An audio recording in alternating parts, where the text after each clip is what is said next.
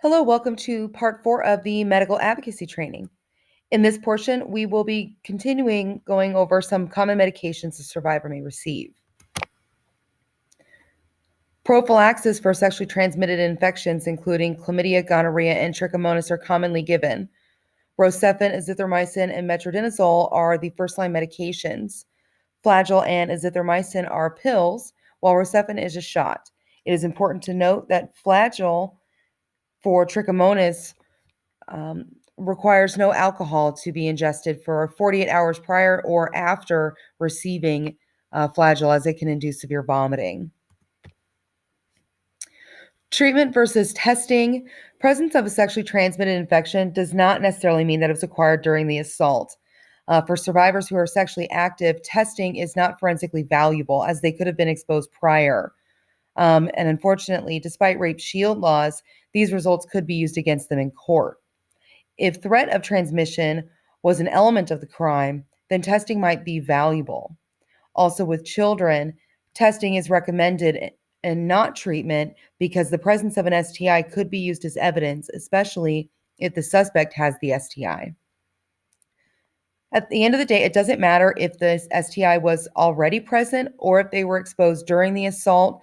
This treatment course is the first line treatment.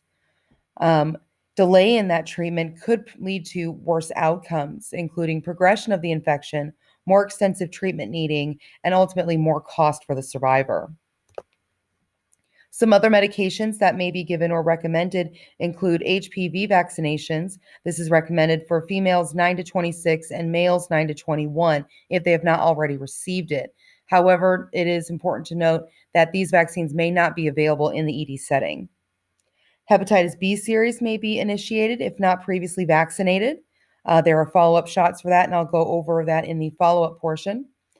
Tetanus for injury that breaks the skin, and NPEP for HIV. This is the CDC algorithm that the provider should be following.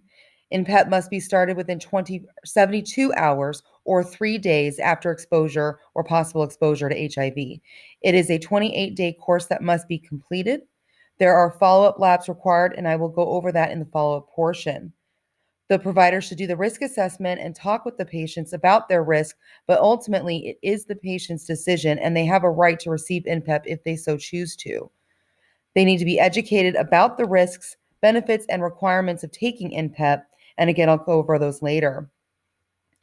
Per Spokane Regional Health District, approximately 0.08% of the population in Spokane County are affected by HIV. Those high-risk populations include homosexual males and IV drug users.